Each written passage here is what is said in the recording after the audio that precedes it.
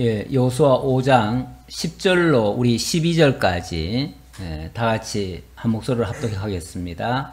또 이스라엘 자손들이 길갈에 진쳤고 그달 14일 저녁에는 여리고 평지에서 유월절을 지켰으며 유월절 이튿날에 그 땅의 소산물을 먹되 그날에 무교병과 볶은 곡식을 먹었더라. 또 그 땅의 소산물을 먹은 다음 날에 만나가 그쳤으니 이스라엘 사람들이 다시는 만나를 얻지 못하였고 그 해에 가나안 땅의 소출을 먹었더라. 아멘.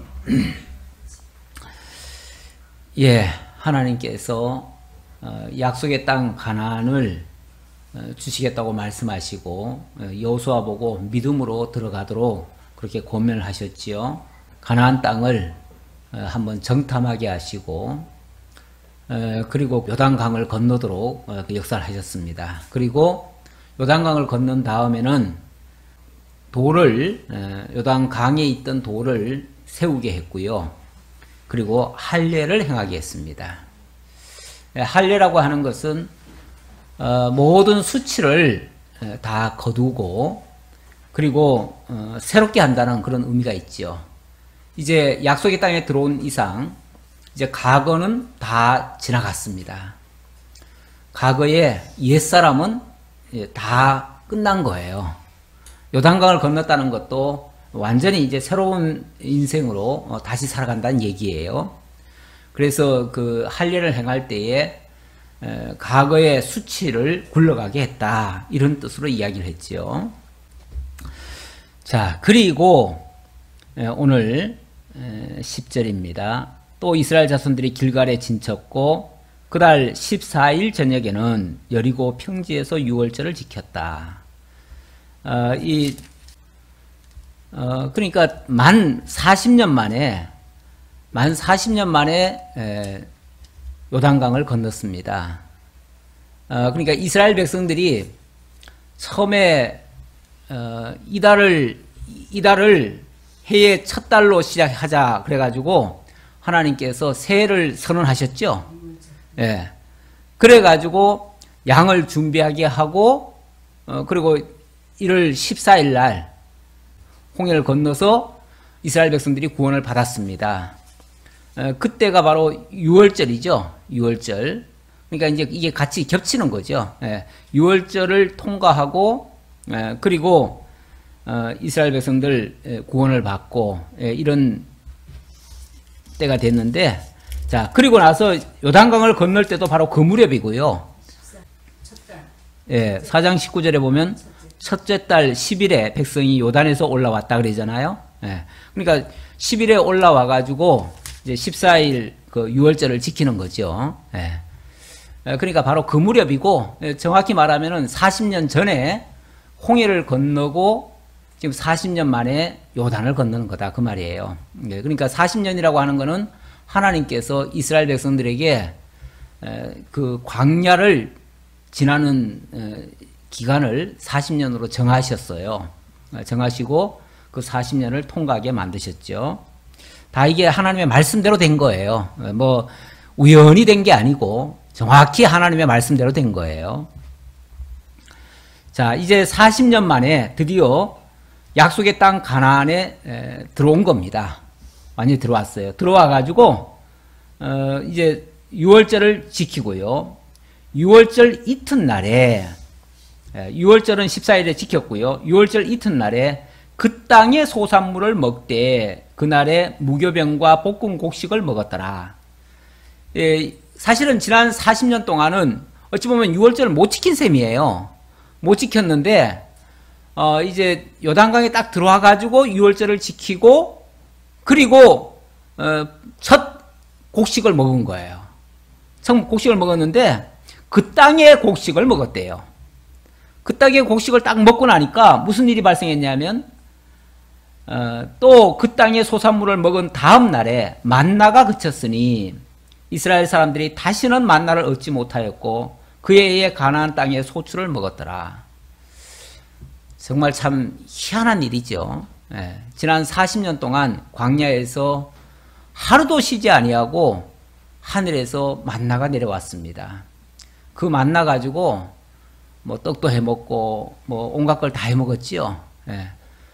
그 안에 필요한 모든 영양소가 다 있었다고 말할 수 있는데, 어쨌든 그것도 정말 신기한 양식이었죠. 그랬는데 이제 약속의 땅에 들어와서는 더 이상 그 만나를 먹을 수가 없었다. 그 만나는 아니었지만 사실은 그 만나보다 어떤 면에서 뭐 더 나은 양식이라고도 할 수 있죠. 왜? 약속의 땅에서 하나님이 주신 양식이니까 그 말이죠. 어쨌든 새로운 양식을 먹게 됐다 그 말입니다. 광야에서는 하나님께서 그 양식을 주시면서 이 만나를 주시는 것은 여호와의 입에서 나오는 모든 말씀으로 사는 줄을 알게 하려고 그렇게 한다. 그렇게 말씀하셔요. 그러니까 하늘에서부터 계속해서 하늘 양식을 내려주셔요. 하루라도 하늘을 안 쳐다보면 양식을 구할 수가 없죠. 그 양식이 없으면은 다 죽어가죠. 그러니까 결국은 하나님의 말씀으로 말미암아 살아간다는 걸 알게 하려고 만나를 주셨다. 그렇게 얘기를 했는데, 이 광야라고 하는 것은 그걸 교육하는 장소예요. 교육하는 장소. 그러니까 하늘에서 내리는 만나, 하늘 양식, 하나님의 말씀, 이걸로 살아간다는 것을 알게 하려고. 사람이 떡으로만 사는 것이 아니요, 하늘에서 내리는 하나님의 말씀으로 사는 것을 알게 하려고 그런다. 우리 예수님이 이 땅에 오셨을 때에, 그때 사탄이 시험할 때에 네가 배가 고프면 이 돌덩어리 가지고 떡을 해 먹어라. 물론 예수님이 하시려면 얼마든지 할 수 있지요. 그런데 예수님이 그걸 단호히 거절하시며 신명기 8장 3절의 말씀을 인용하면서 사람이 떡으로 사는 것이 아니요, 하나님의 모든 말씀으로만 산다. 이렇게 얘기를 합니다. 그렇게 답변을 하지요. 그것도 역시 같은 의미인데요. 사람이 이 세상 양식으로 살아가는 게 아니고 하나님의 말씀으로 살아가게 한다는 걸 알게 하려고 당신이 그런 시험을 받았다는 거예요. 사실 우리는 하루라도 양식 없이는 못 살 것 같잖아요. 그래서 양식이 나를 살리는 것 같잖아요. 그러나 그 양식은 사실 하나님께로부터 주어지는 그 말씀을 가리키는 거예요. 그 말씀에 대한 예표적인 그러한 물질이에요. 그러니까 하나님의 말씀을 상징하고 가르쳐주기 위한 우리의 생명의 양식이 되어진다는 것을 알게 하려고, 그래서 주신 것뿐이에요. 그런데 이제 광야가 지났습니다. 광야가 지났다는 것은 어찌 말하면은 교육의 시간이 지났어요. 이제는 약속의 땅에 들어왔어요. 약속의 땅은 새로운 땅이에요. 이제 삶의 방식도 새롭게 바뀌는 거예요. 어떻게 해요? 그 땅에서 나는 곡물로 살게 돼요. 그런데 이거 역시도 사실은 이 가나안 땅 역시도 영원한 천국에 대한 예표적인 일들이죠. 그러니까 실제로 말하면은 영원한 천국에서는 영원한 천국에서 사는 방식이 따로 있다는 것을 사실은 설명해 주고 있는 거예요. 이 광야 같은 세상에서 살아가는 방식과 영원한 천국에서 살아가는 방식은 다르다. 그 상징적인 말씀이 요한계시록 22장에 가면 나오는데, 요한계시록 22장에 가면은 새하늘과 새 땅이 나오고, 새하늘과 새 땅의 백성들은 새하늘과 새 땅에서 나는 새로운 양식으로 살아가는 모습이 보입니다. 거기는 보호자로부터 생명수가 흘러나오고요, 어린 양의 보호자에서부터 생명수가 흘러나오고, 그리고 철따라 또 12과실이 나오고 그 12과실을 먹고 영생을 누리는 그런 모습이 나옵니다. 그것도 물론 상징물이긴 한데, 영원한 천국의 영원한 생명의 양식이 따로 있음을 우리들에게 알게 하는 그러한 내용이 되겠습니다. 바로 요단강 너머 이 약속의 땅 가나안에서 이렇게 새 양식으로 살게 될 것을 가르쳐 주기 위해서 이전 것은 완전히 이전 것과는 완전히 결별하는 거죠. 새로운 삶으로 시작되는 것을 알려주는 겁니다. 자, 그래 놓고 자 13절 봅시다. 여호수아가 여리고에 가까이 이르렀을 때에 눈을 들어본즉 한 사람이 칼을 빼어 손에 들고 마주 서 있는지라. 여호수아가 나아가서 그에게 묻되 너는 우리를 위하느냐 우리의 적들을 위하느냐 하니 그가 이르되 아니라 나는 여호와의 군대 대장으로서 지금 왔느니라 하는지라. 여호수아가 얼굴을 땅에 대고 엎드려 절하고 그에게 이르되 내 주여 종에게 무슨 말씀을 하려 하시나이까. 여호와의 군대 대장이 여호수아에게 이르되 내 발에서 신을 벗으라 내가 선 곳은 거룩하니라 하니 여호수아가 그대로 행하니라. 자, 이제 약속의 땅에 들어왔고 일단은 할례를 행했습니다. 그리고 새로운 양식을 먹었습니다. 그리고 이제 그 첫 성 여리고성을 정복하러 가야 됩니다. 들어가야 되는데 그곳에는 적들이 사실은 그 성을 견고하게 지키고 있습니다. 지난번에 말씀드렸지요. 이 여리고성은 작은 성이 아니고요. 엄청나게 큰 성이고 또 이 가나안 땅에서는 첫 성이면서 가장 강력한 성이라고 말씀드렸어요. 이런 성을 쉽게 차지할 수는 없죠. 원칙상은. 물론 뭐 이스라엘한테는 아무런 지금 계획도 없어요. 어떻게 점령해야 될지도 몰라요. 하나님께서 어떻게 하라고 하는 대로 그냥 할 뿐이에요. 지금 하나님만 믿고 지금 들어온 거예요. 들어왔는데 어쨌든 목적지가 지금 저 앞에 있으니까 거기를 향해서 가야지요. 가는데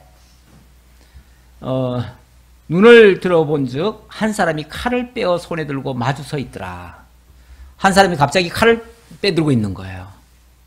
아니 지금 여리고를 향해서 가고 있는데 앞에서 어떤 사람이 칼을 딱 큰 칼을 뽑아 들고 서 있으면은 얼마나 무섭겠어요. 그렇죠? 예. 그거는 어떤 면에서 여호수아의 지금 길을 가로막는 거죠. 그래서 여호수아가 물어봤어요. 예. 너는 우리를 위하느냐 우리의 적들을 위하느냐. 쉽게 말하면 너 적이냐 우리 아군이냐 내 편이냐 적의 편이냐 너 정체가 뭐냐 그 말이죠. 그래서 만약에 적이라고 하면 싸워야죠. 또 우리를 도우러 온 자라면 그러면 이제 뭘 함께 해야겠죠. 해야 되는데 어쨌든 정체를 알아야 되니까 너 누구냐 하고 물은 거예요. 그랬더니 그가 이르되 아니라 나는 여호와의 군대 대장으로 지금 왔느니라 하는지라. 여호와의 군대 대장으로 지금 왔다. 나는 뭐 너의 편도 아니고 적의 편도 아니고 여호와의 대장으로서 지금 온 거다. 그러니까 하나님 편이죠. 편이라고 말을 한다면 하나님 편이죠. 하나님 편이고 누구의 편도 아니에요. 자, 이 말은 어떤 면에서 네가 만약에 하나님 편에 선다면 내가 너를 도울 것이고 대장이니까 너를 도울 것이고 네가 만약에 여호와 편에 서지 않는다면 내가 너의 대적이 될 수 있다. 이런 의미예요. 그렇죠? 그렇잖아요. 쉽게 말하면 지금 여호와의 군대 대장으로 왔기 때문에 누구 편이 아니에요. 누구 편이 아닌데 다만 물론 뭐 전제는 있죠. 여호수아는 지금 하나님을 믿고 들어왔기 때문에 당연히 하나님 믿고 있고 하나님 말씀을 따른다면 이 군대 대장은 여호와의 군대 대장이니까 당연히 여호수아 편이죠. 편이지만은 그러나 기준이 인간 여호수아를 위해서가 아니라 하나님 편에 있는 자죠. 그러니까 여호수아가 하나님 편에 서야지 하나님이 여호수아 편에 서는 건 아니죠. 그러니까 누구를 지금 주축으로 해야 되느냐 하면은 하나님을 중심으로 해야 되는 거죠. 그렇잖아요? 우리도 가끔 하나님은 내 편이시라 하나님은 나를 위해서 뭐 이렇게 말을 할 때가 많습니다. 우리가 표현상으로도. 그래서 하나님은 내가 설령 좀 잘못하더라도 하나님은 항상 내 편이 되실 거야. 항상 너를 도와주실 거야. 이렇게 생각하는데 이게 큰 착각일 수 있어요. 하나님이 내 편이 되시는 게 아니라 내가 하나님 편이 돼야 되는 거죠. 하나님은 변함없으신 분이고 내가 하나님 편이 됐을 때 하나님은 당연히 나의 모든 것을 도우시겠죠. 뿐만 아니라 나로 이기게 하시겠죠. 그러니까 내가 하나님 편에 설 생각을 해야지 하나님이 내 편이 되도록 내가 끌어들이려고 하면 안 되는 거죠. 예. 그러니까 나를 중심으로 놓고 하나님을 이용하려고 하면 안 돼요. 그런데 우리 신앙인들 중에 가끔 보면은 자꾸 자기중심적으로 하나님을 끌어들이려고 하는 경향이 있어요. 이거는 좀 자세에서 올바른 자세는 아니다. 설령 여호수아라 할지라도 이 여호와의 군대 대장은 칼을 빼들고 있잖아요. 이 말은 쉽게 말하면 하나님 앞에 항복하라는 얘기예요. 네 마음대로 할 생각하지 말아라 그 얘기예요. 그러면서 그 다음 말이 뭐예요? 막 그제서야 여호와의 군대 대장이라고 하니까 여호수아가 그냥 얼굴을 땅에 대고 엎드려서 절을 했잖아요. 절을 하면서 내 주여 주용에게 무슨 말씀하려고 오셨습니까? 이런 식으로 물어봤잖아요. 그랬더니 여호와의 군대 대장이 여호수아에게 이르되 내 발에서 신을 벗으라 그래요. 내 발에서 신을 벗으라. 뭐 그 당시는 제대로 된 신발도 없었을 텐데 잠깐 신발이라고 하는 게 어찌 보면은 그 더러운 것을 다 밟고 다니는 곳이잖아요. 그러니까 사실은 더러운 거죠. 더러운데 지금 내 발에서 신을 벗으라 하는 말은 어찌 보면 이 신발을 신는다고 하는 거는요 내 마음대로 활동을 하는 걸 얘기하는 거예요. 그러니까 내 손과 내 발을 네 마음대로 하지 말고 네 마음대로 쓰지 말고 네 가고 싶은 대로 가지 말고 벗어버려라. 그 말은 완전히 하나님께 항복하라 그런 의미나 마찬가지죠. 우리 하나님께서 처음 모세를 부르실 때도 어떻게 했어요? 그 떨기나무 시내 그 산에서 그 양을 치는 목동 그 모세한테 하나님이 다가오셔가지고 내 발에 신을 벗으라 그래요. 신을 벗으라. 그건 어찌 보면 자기의 모든 걸 다 내려놓고 그 더러운 거 다 내려놓고 하나님 앞에 우선 정결케 하라 그 얘기죠. 그러면서 내가 선 곳은 거룩하니라 하니 여호수아가 그대로 행하니라. 내가 선 곳은 거룩하다. 내가 선 곳, 그 땅이 거룩하다는 얘기일까요?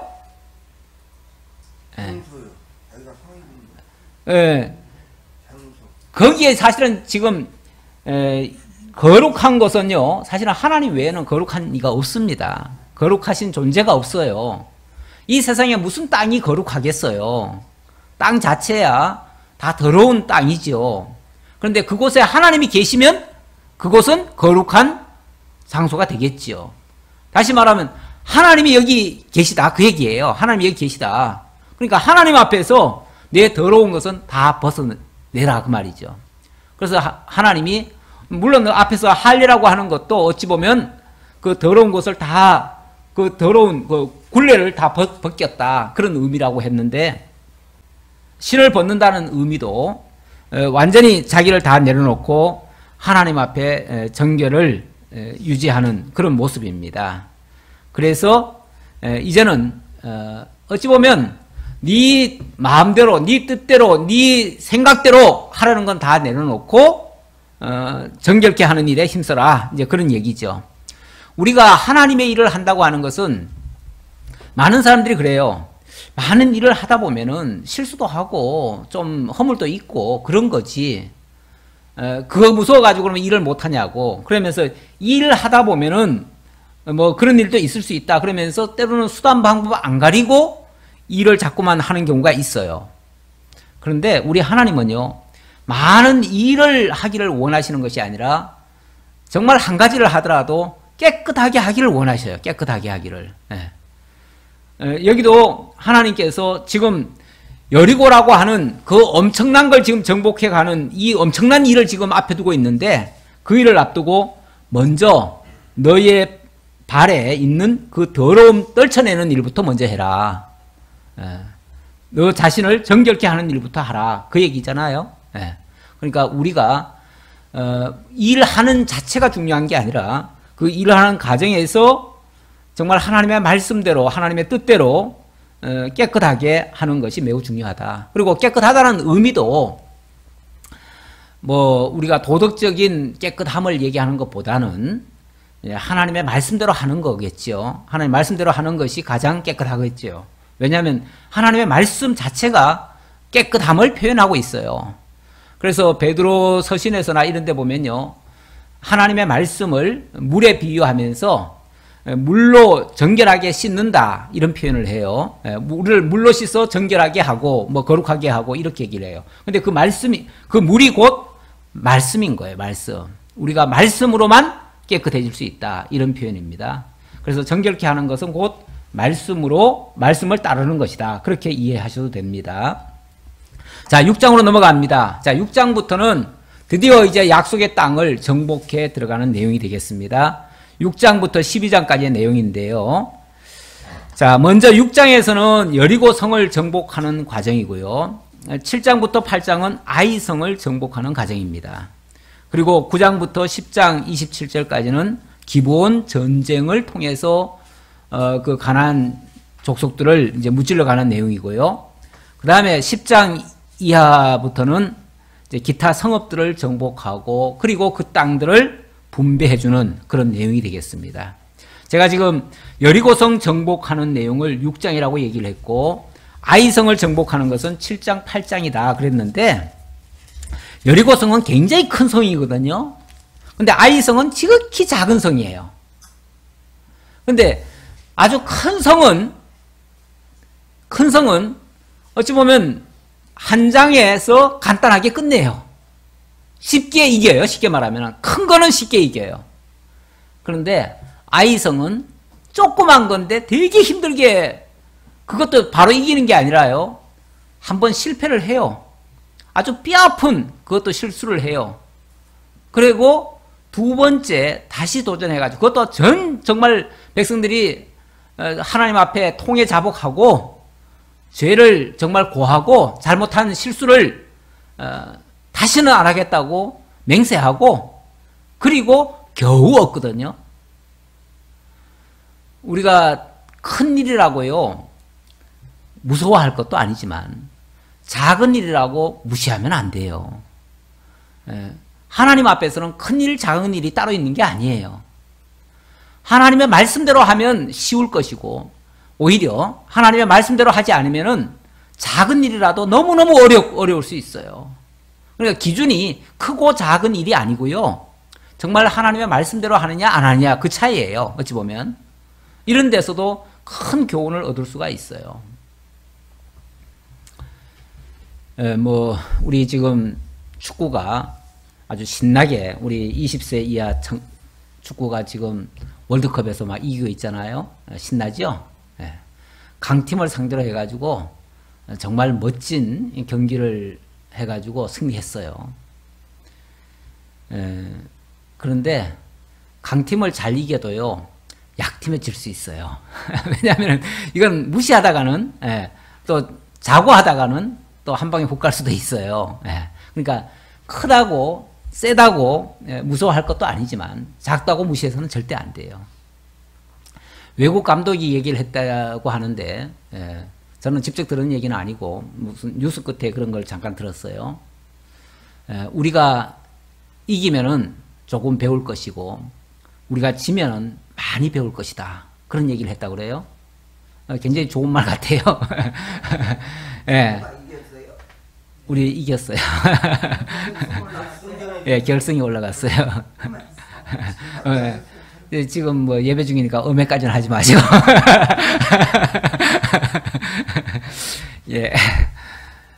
어쨌든 우리가 지금 대단한 역사를 쓰고는 있는데 저는 그 이기고 지는 것보다도 우리가 지면은 조금 아니야. 우리가 이기면 조금 배울 것이고 우리가 지면 많이 배울 것이다. 난 그 말이 굉장히 아주 좋은 말처럼 들리더라고요.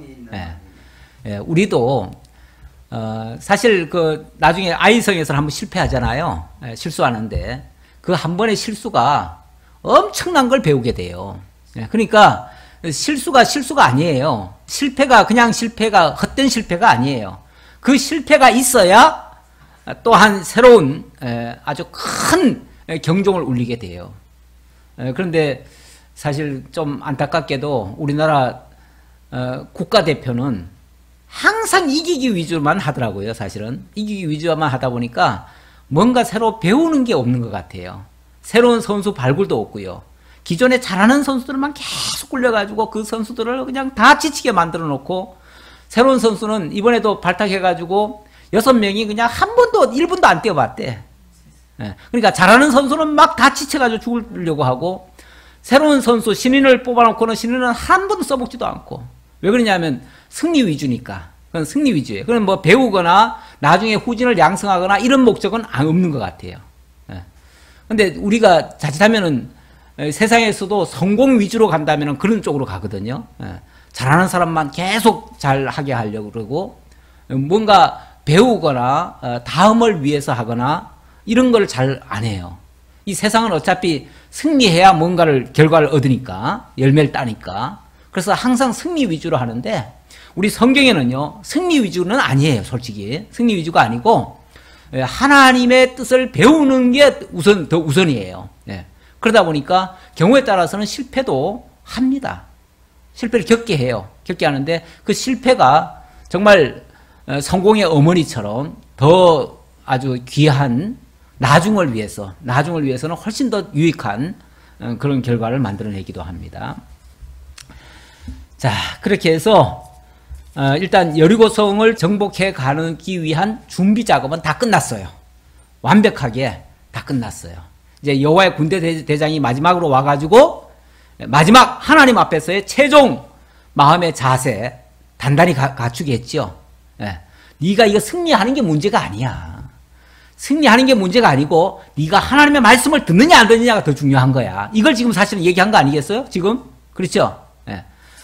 그 승리는 그냥 내가 해줄 거야. 쉽게 말하면 내 말만 들어. 그 얘기예요. 내 말만 들어. 그러면 해줄 거야, 그거는. 그러니까 지금 그 성을 빨리 정복해 들어가는 게 문제가 아니고 너희들이 내 말을 듣느냐 안 듣느냐가 지금 어찌 보면 승리의 비결이야. 이렇게 지금 군대 대장을 통해서 일러준 거예요. 일러줘 놓고 드디어 이제 여리고 땅에 들어가는 거죠. 들어가는데, 자, 6장으로 넘어갑시다. 자, 6장에 보니까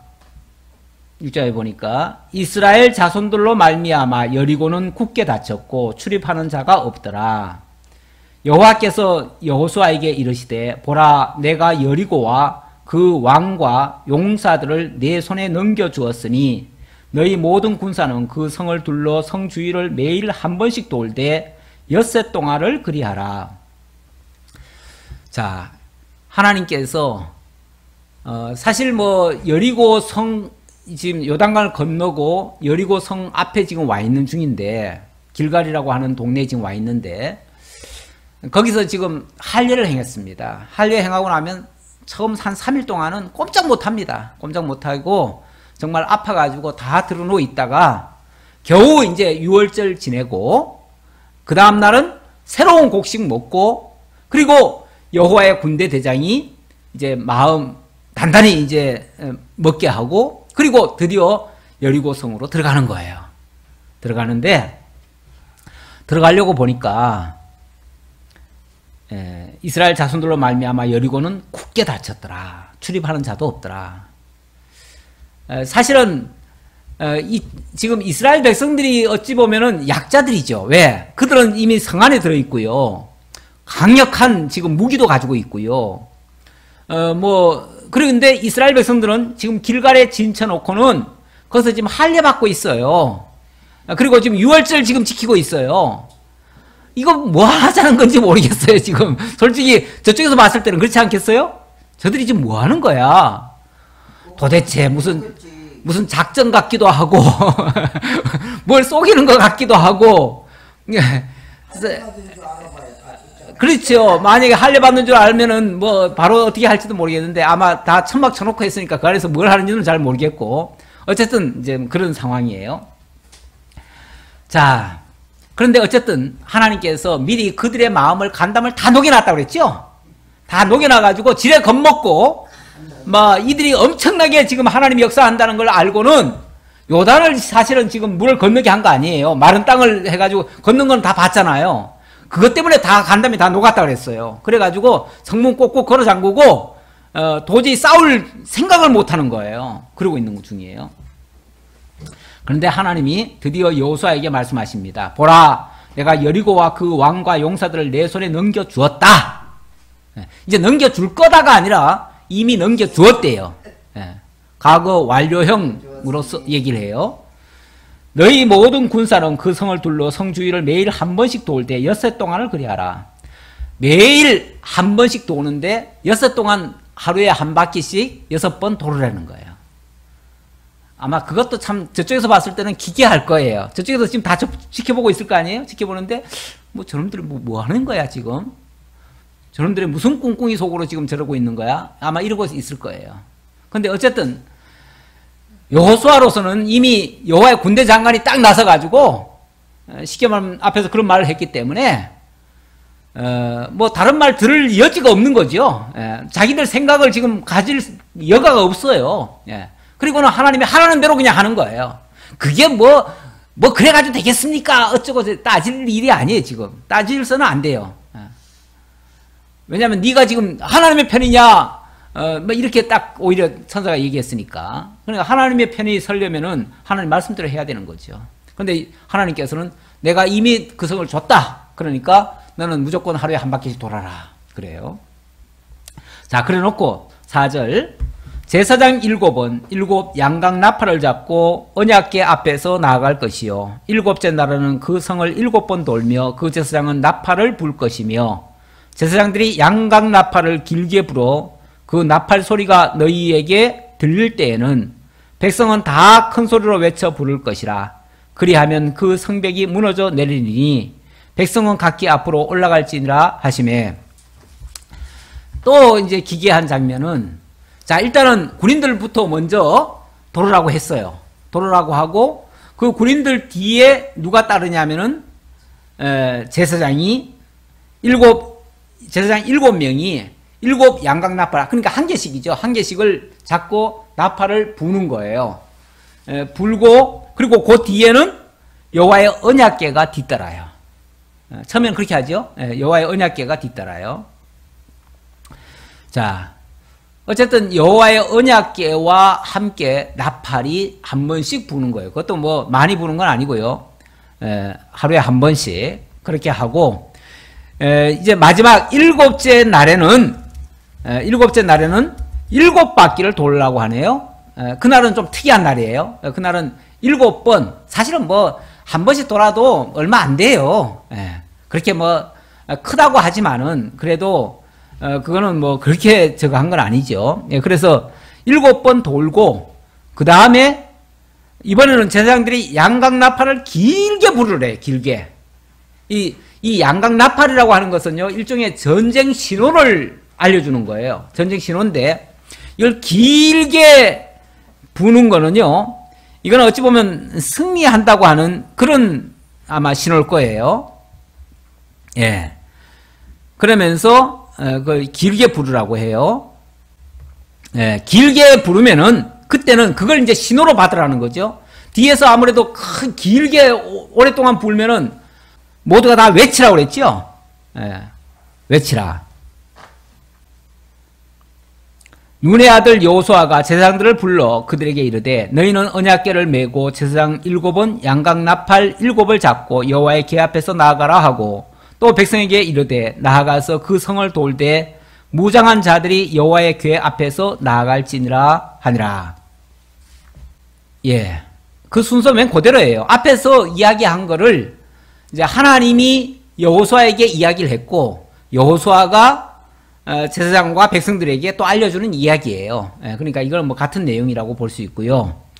자, 8절입니다. 여호수아가 백성에게 이르기를 마침에 제사장 7은 양각 나팔 7을 잡고 여호와 앞에서 나아가며 나팔을 불고 여호와의 언약궤는 그 뒤를 따르며 무장한 자들은 나팔 부는 자들 제사장들 앞에서 행진하며. 그러니까 이 순서가 이제 앞뒤 이제 거꾸로 얘기를 했는데 순서로 말하면은 자, 괴 앞에 제사장들이 지금 나팔을 부르라고 했고 그 제사장들 앞에 또 군인들이 가라고 했으니까 결국은 군인들이 제일 앞장서는 거예요. 앞장서고 그 다음에 제사장, 그 다음에 법궤 이렇게 따른다. 그렇게 보시면 되겠습니다. 자, 그러면서 이제 행진하더라. 10절입니다. 여호수아가 백성에게 명령하여 이르되, 자, 그러면서 이거는 이제 그렇게 하라고 했고요. 그 다음에 그거 하는 과정에서 어떤 주의사항을 줍니다. 주의사항을 주는데 뭐라고 그러냐면 10절, 이거 한번 같이 한번 읽어볼까요? 여호수아가 백성에게 명령하여 이르되 너희는 외치지 말며 너희 음성을 들리게 하지 말며 너희 입에서 아무 말도 내지 말라. 그리하다가 내가 너희에게 명령하여 외치라 하는 날에 외칠지니라 하고. 예. 자, 이건 굉장히 주의사항이에요. 주의사항인데, 자, 이렇게 하는데 너희 입에서는 한마디도 나오지 않도록 해라. 너희 입에서는 한마디도 나오지 말아라. 쉽게 말하면 이 말이라고 하는 것은 어찌 보면 생각의 표현들이잖아요. 누가 무슨 말을 한다는 거는 그 사람 마음 속에 무슨 생각이 있어가지고 그걸 지금 내뱉는 거예요. 내뱉는 거니까 만약에 아마 뭐 가다가 불평하는 사람이 있다면은 그 불평하는 마음이 그 속에 있는 거예요. 뭔가 부정적인 생각이 있는 거예요. 예. 사실은 생각 없이 말하는 사람이 없지요. 다 생각이 있으니까 말을 하는 거죠. 어쨌든 무슨 말이라도 하지 말라는 말은 무슨 생각도 하지 말라는 얘기죠. 아무런 생각하지 말고 아무런 예단 갖지 말고 아무런 자기 생각, 자기 계획, 뭐 거기에 대한 판단 이런 거 일체하지 말아라. 그 말은 전적으로 지금 하나님 말씀에만 순복해라. 이제 그런 얘기죠. 이미 여호수아가 여호와의 군대 장관을 통해서 경고받은 대로예요. 경고받은 대로고 사실 하나님의 지금 이 모든 전쟁이라고 하는 거는 지금 하나님이 하시는 일인데 하나님의 전쟁입니다. 하나님의 전쟁인데 거기에 인간이 자기 생각을 앞세워 가지고 뭐 이렇게 했으면 좋겠다 저렇게 했으면 좋겠다 자기 의견 얘기하는 거 바람직하지 않다는 거죠. 그래서 철저하게 자기 생각을 다 내려놓게 하려고 모든 걸 다 하나님 말씀 앞에 다 무릎 꿇게 하기 위해서 자기 생각들을 일체 말하지 못하도록 그렇게 한 겁니다. 여호와의 궤가 그 성을 한 번 돌게 하고 그들이 진영으로 돌아와서 진영에서 자니라. 이렇게 해서 이제 첫날이 시작된 거죠. 이 말을 하고 이런 당부를 하고 이제 이제 첫날이 시작된 겁니다. 또 여호수아가 아침에 일찍 일어나니 제사장들이 여호와의 궤를 메고 제사장 7은 양각 나팔 7을 잡고 여호와의 궤 앞에서 계속 행진하여 나팔을 불고 무장한 자들이 그 앞에 행진하며 후군은 여호와의 궤 뒤를 따르고 제사장들은 나팔을 불며 행진하니라.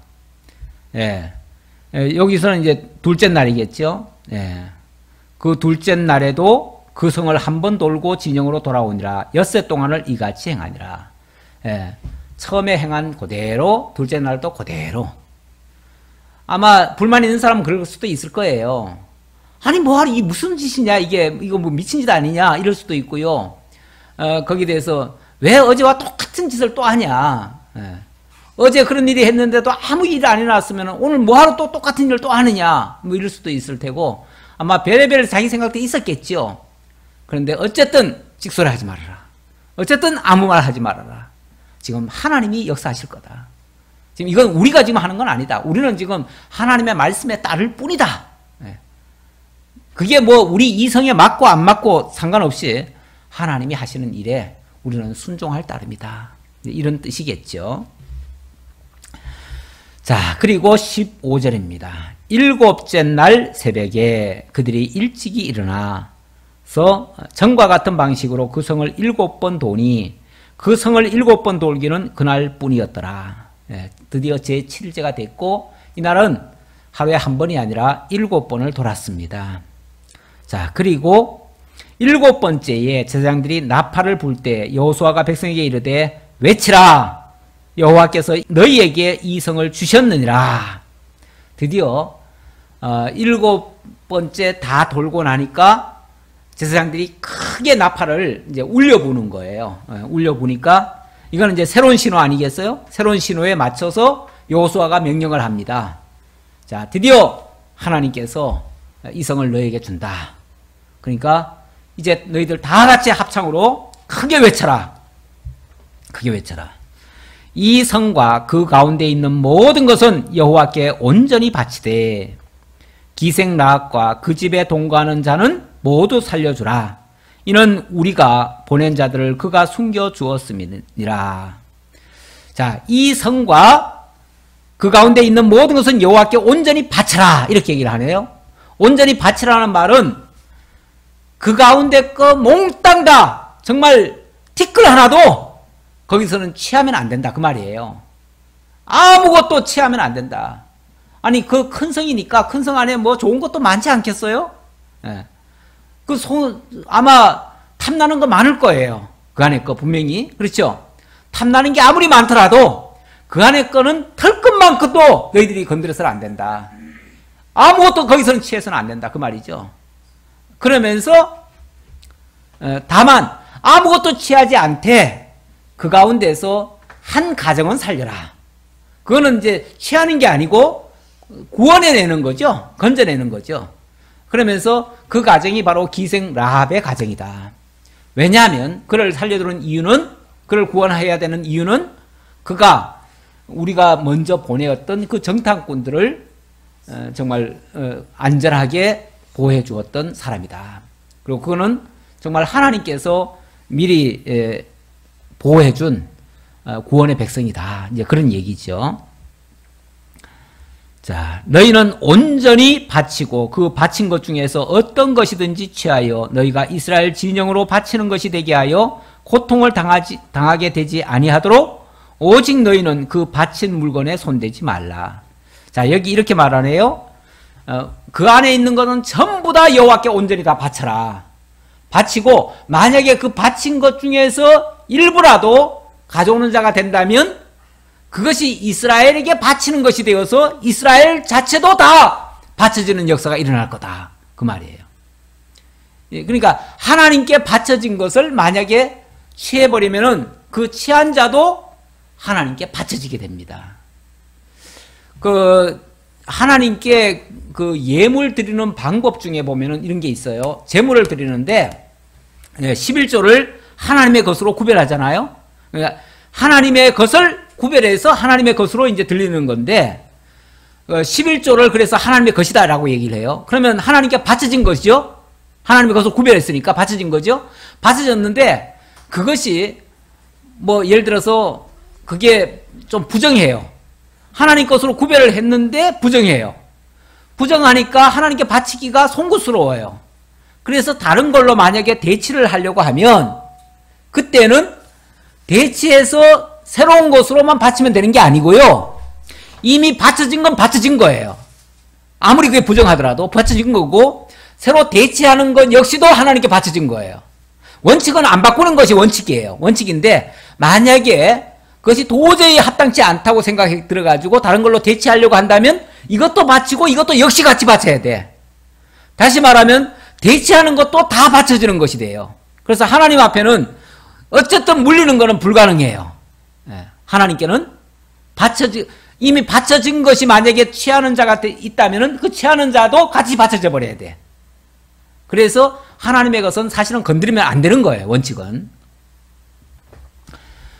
그래서 그런 뜻으로 하는 말이에요. 만약에 거기서 취한 것이 된다면 그 취한 것이 이스라엘 백성 앞으로 들어올 것이고요. 그렇게 되면 이스라엘 백성 전체가 하나님께 바쳐지는 꼴이 돼버려요.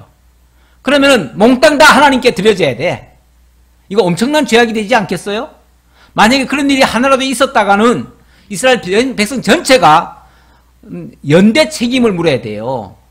이거는 아마 승리해놓고라도 큰 재앙으로 발전할 가능성이 있죠.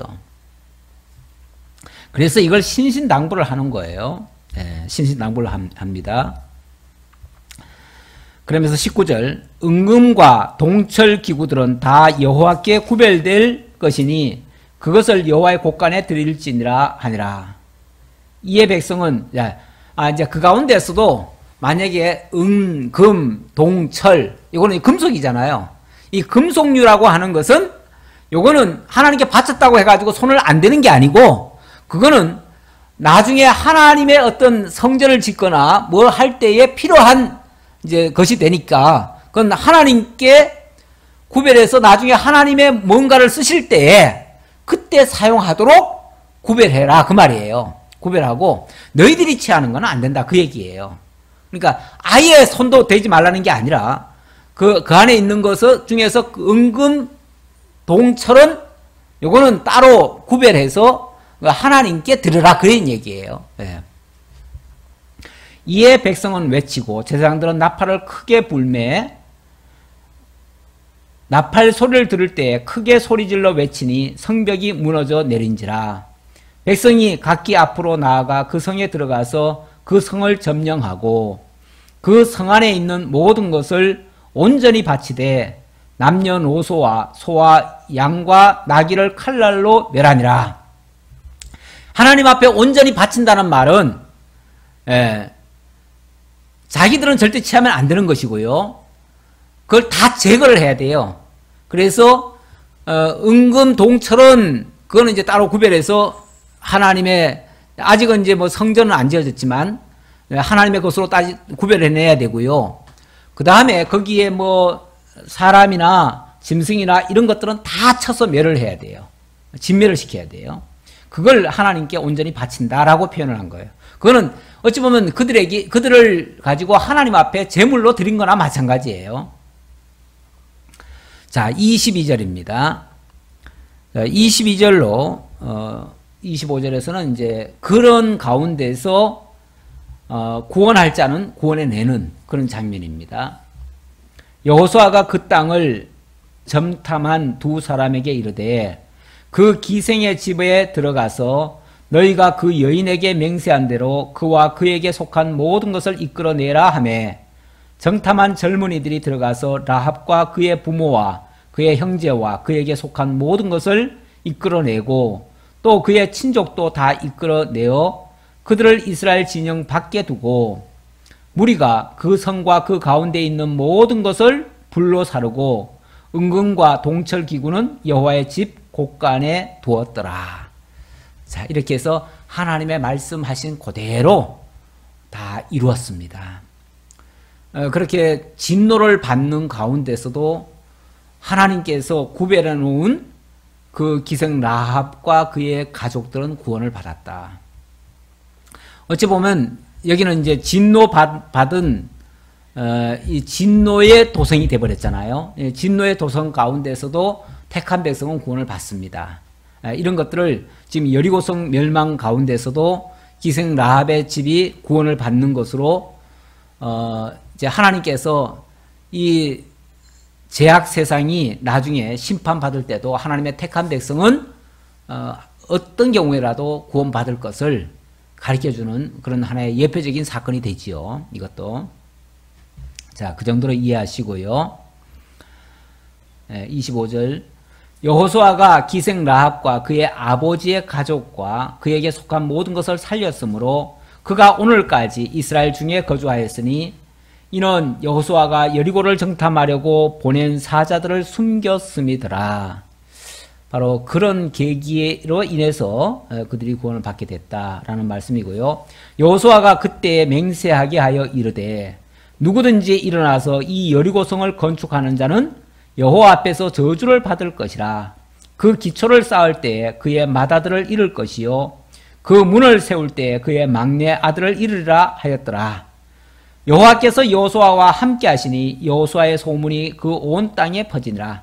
여호와께서 여호수아와 함께 하셨다는 말은 뭐 그냥 말로만 함께 했다는 게 아니라 실제 여리고성을 점령하는 데 있어서 그야말로 이건 하나님이 하시지 않고는 도저히 될 수 없는 일을 하셨다는 얘기 아니에요? 그게 여호와께서 여호수아와 함께 하셨다고 하는 증표예요. 그게 증표로서 역사가 일어났습니다. 자, 그런데 여기 한 가지 여호수아가 참 이상한 말을 하나 했네요. 무슨 말입니까? 그때 맹세하여 이르되 26절에 누구든지 일어나서 이 여리고성을 건축하는 자는 여호와 앞에서 저주를 받을 것이라. 자, 이 여리고성은 어쨌든 하나님의 심판의 도성이 됐잖아요. 그러니까 다시 세워지면 돼요, 안 돼요? 안 되지요. 하나님께 온전히 바쳐진 성읍이 어떻게 다시 건축이 되면 되겠어요. 그런데 이 사람의 생각으로 말하면은 옛날 도성 중에서 굉장히 아주 좋은 성이 있었다. 그러면 그게 어떤 사건에 의해서 망했다. 그러면 나중에 뭐 하겠어요? 회복하고자 하는 그런 마음도 있지요.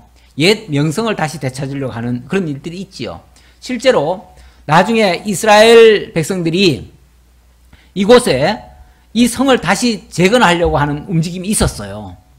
있었는데 여기 만약에 이 성을 건축하고자 하는 자는 여호와 앞에서 저주를 받을 것이라. 그 기초를 쌓을 때 맏아들을 잃을 것이고 그 문을 세울 때 막내 아들을 잃으라. 이렇게 얘기했죠. 근데 나중에 역사를 보니까요, 그대로 이루어져요. 예, 무슨 일이 이루어졌냐면 그거 하나 찾아보고 마치겠어요. 열왕기상 16장 34절에 보면 제가 읽을게요.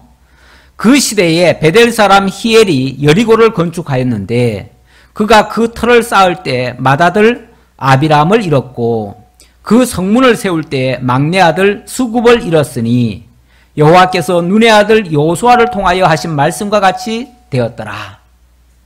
네. 이건 이제 몇백 년 후거든요.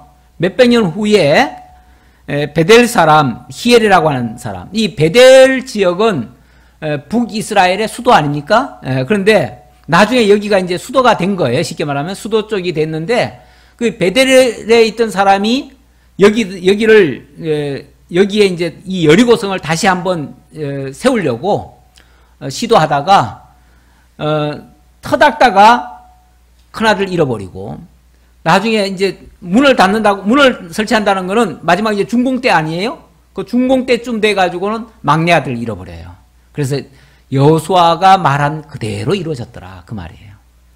우리 하나님의 말씀 정말 하나도 땅에 떨어지는 것이 없이 그게 몇백 년이 지나더라도 역사는 그대로 진행이 되어집니다. 그래서 하나님의 말씀은 살았고 정말 운동력이 있는 그런 말씀이고 하나님은 약속대로 이루시는 여호와이심이 분명합니다. 기도하겠습니다. 아버지 하나님 감사합니다. 우리 하나님 지금도 살아계셔서 세상 역사를 주관하시고 다스리시는 전능자 하나님이심을 저희들에게 알게 하십니다. 그 하나님의 말씀대로 이루시려고 오늘날 예수 그리스도를 보내주셨고 그 예수 그리스도의 말씀을 따르는 자들로 하여금 구원의 방주 안에 들게 하셨습니다. 오늘 우리가 그 예수를 영접함으로 말미암아 일찍이 여호수아의 말씀을 따랐던 백성들이 구원함을 얻었듯이 오늘 우리도 이 죄악된 세상 멸망의 도성 가운데서도 라합의 가정처럼 구원을 받게 됨을 감사드립니다. 이러한 믿음으로 이 세상 가운데서 우리가 승리하며 하나님의 말씀을 드러내며 살아갈 수 있는 저희 모두가 되게 하옵소서. 감사드리옵고 예수님의 이름으로 기도하옵나이다. 아멘.